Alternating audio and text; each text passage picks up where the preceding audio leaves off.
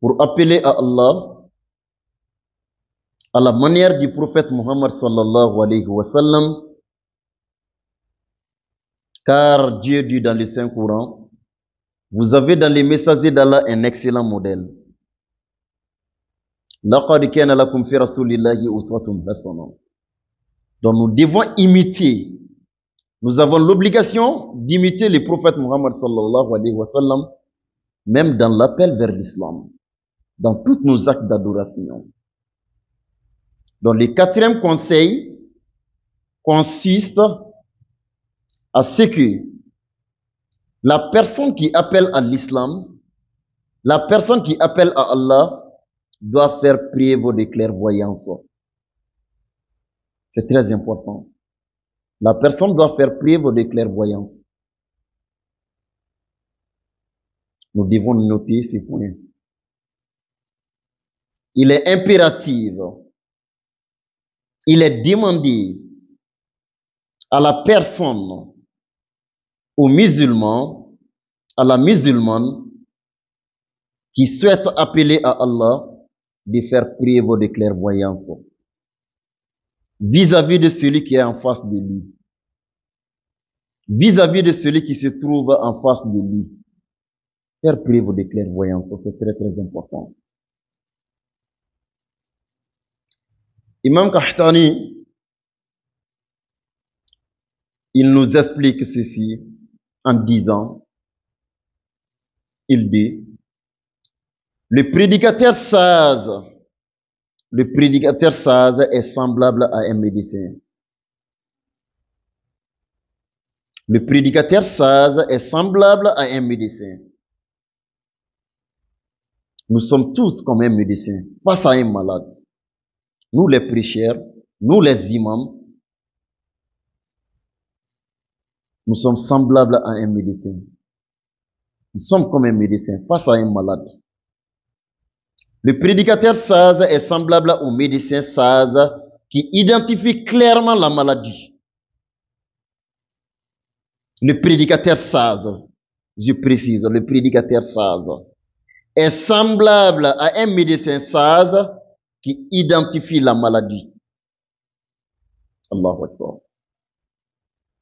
La connaît et la cerne, puis donne le remède adéquat en fonction de l'état du malade.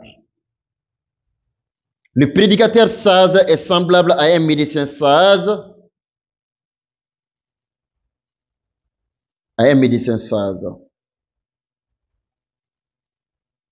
qui identifie clairement la maladie,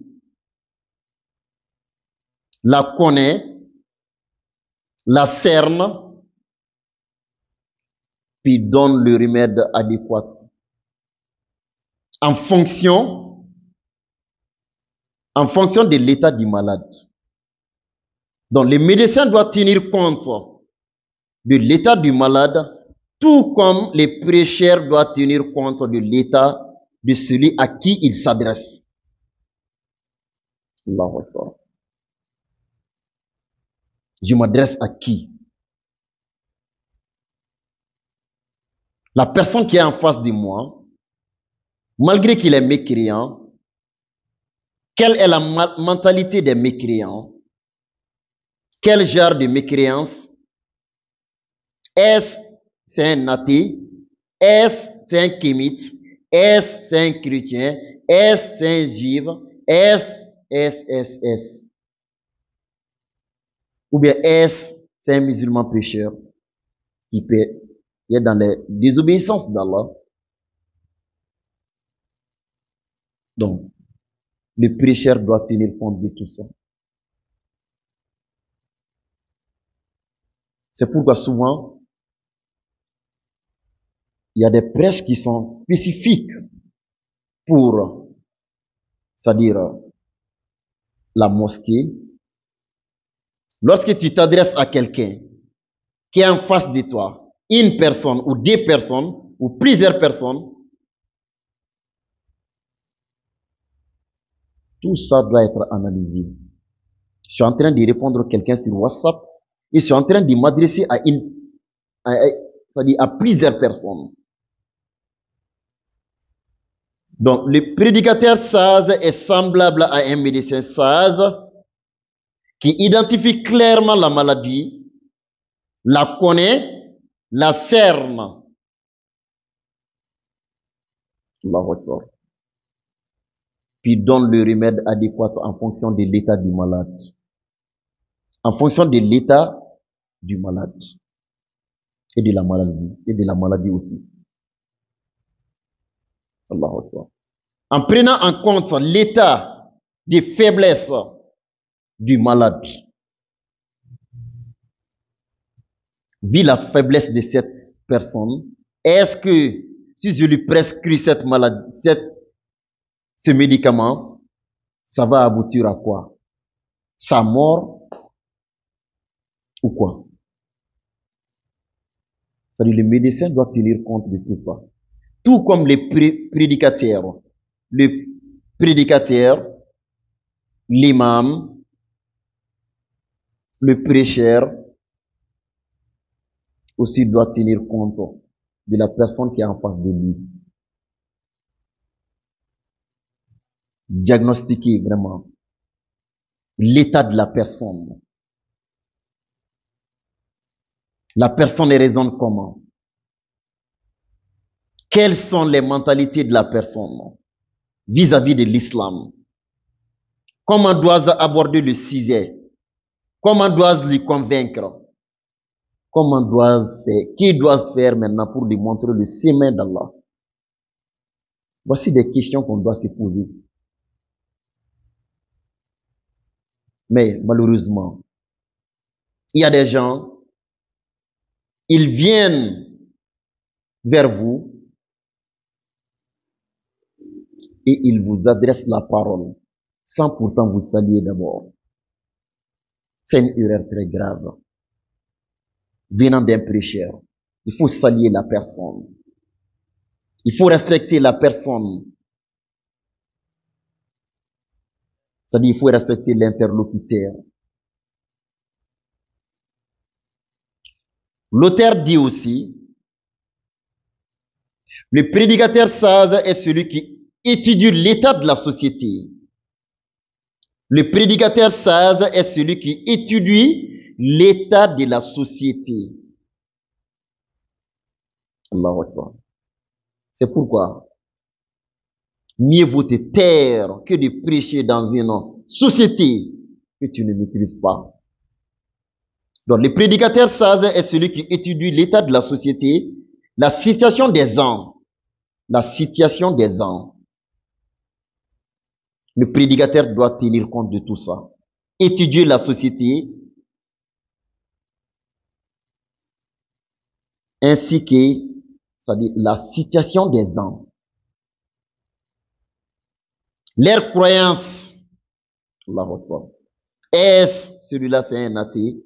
Est-ce celui-là c'est un chrétien? Est-ce celui-là c'est un juif? Est-ce celui-là c'est un bouddhiste? Leur croyance, la situation des gens, leur croyance. Et accorde à chacun le rang qui lui tient. Et accorde à chacun le rang qui lui tient. C'est très important. Le prédicateur sage doit étudier la société, la situation des gens, leurs croyances, Allahu Akbar. Et accorder à chacun le rang qui lui tient. C'est très important. Très, très important. Cher prédicateur, cher prêcheur, cher imam. Accorder à chacun le rang qui lui tient. Il s'adresse à eux en fonction de leur raisonnement. Allahu Akbar. Le prédicateur doit s'adresser aux gens en fonction de leur raisonnement. En fonction de leur raisonnement. Il doit, le prêcheur, il doit, le musulman qui souhaite appeler les gens à Allah, il doit s'adresser aux gens en fonction de leur raisonnement. Leur compréhension,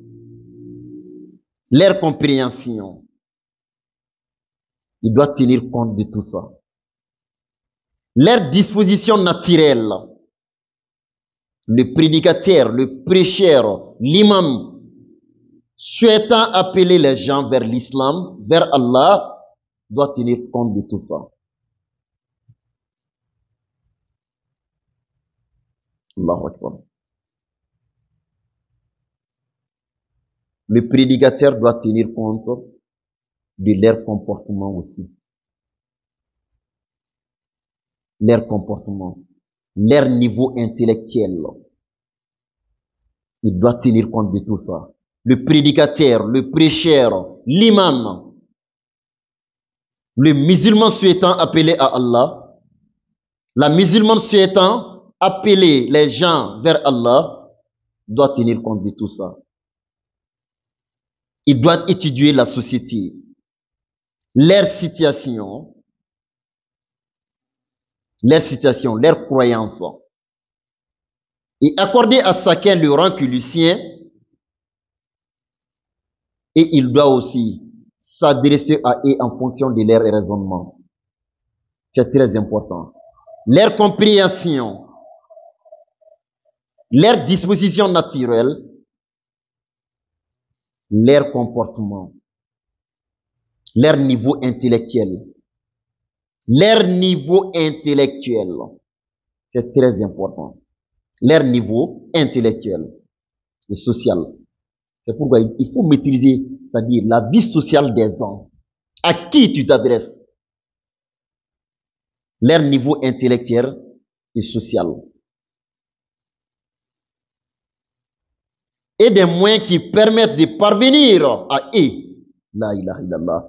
C'est-à-dire le prédicateur, le prêcheur, l'imam, celui qui appelle à l'islam, celui qui appelle à Allah, la personne souhaitant appeler les gens vers l'islam doit créer la communication entre lui et ceux qui ont pris le chemin de l'égarement ou ceux qui sont dans l'erreur. Le prédicateur doit créer des moyens permettant de parvenir à eux. C'est très important. Permettant de parvenir à eux. C'est pour cette raison, quelle raison? Le prédicateur doit étudier la société, la situation des gens, leurs croyances. Leurs croyances. C'est pour cette raison que Sayyidina Ali, radiyallahu anhu, Sayyidina Ali a dit, parlez aux gens de ce qu'ils comprennent. Parlez aux gens de ce qu'ils comprennent. C'est très important. Parlez aux gens de ce qu'ils comprennent. Sayyidina Ali a dit ça. Parlez aux gens de ce qu'ils comprennent. Voulez-vous qu'ils l'ont acquise? Voulez-vous qu'ils l'ont acquise? Parlez aux gens de ce qu'ils comprennent. C'est très important. Voulez-vous qu'ils l'ont acquise des mensonges Allah et son messager?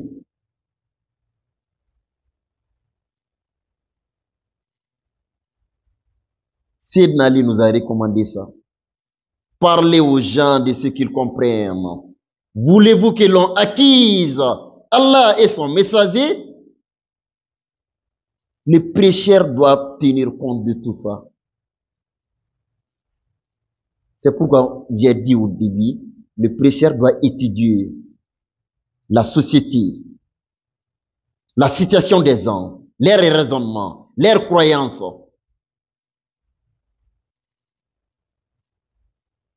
Allahu Akbar. Donc, Sayyidina Ali a dit ça. Parlez aux gens de ce qu'ils comprennent. Voulez-vous que l'on acquise Allah et son messager? Des menteurs. Des menteurs. C'est ce qui est caché dans son propos. Parlez aux gens de ce qu'ils comprennent. Voulez-vous que l'on acquise Allah et son messager des menteurs? Donc, parlez aux gens de ce qu'ils comprennent. Le prêcheur doit tenir compte de tout ça. Sayyidina Ali a dit ça. Le hadith est rapporté dans Bukhari. Le hadith numéro 127.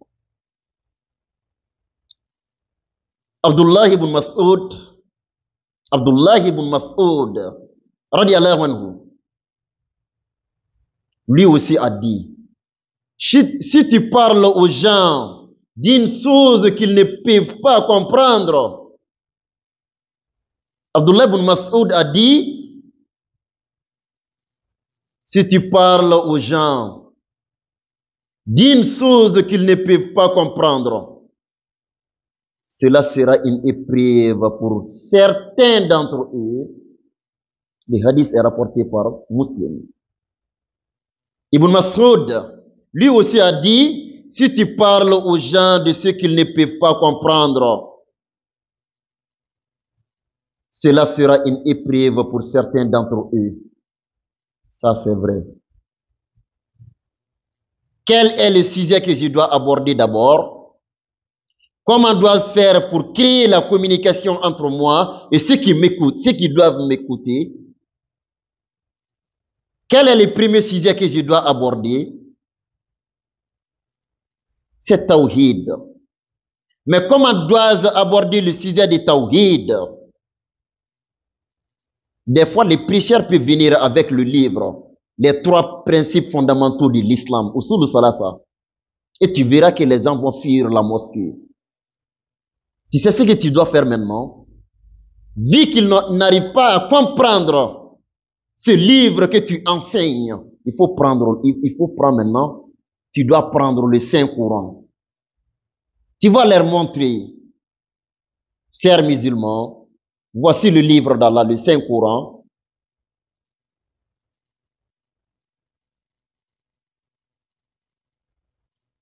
Le Saint-Coran.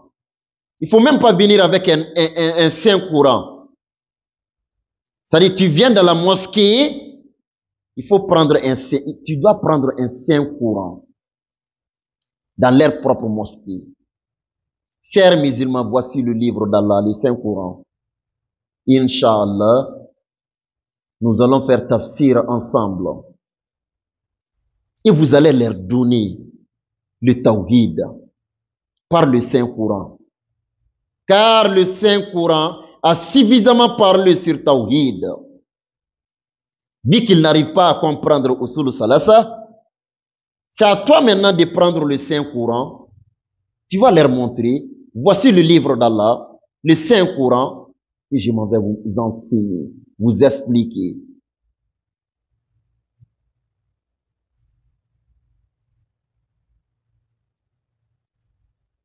Qu'Allah nous en préserve, qu'Allah nous guide sur le droit chemin.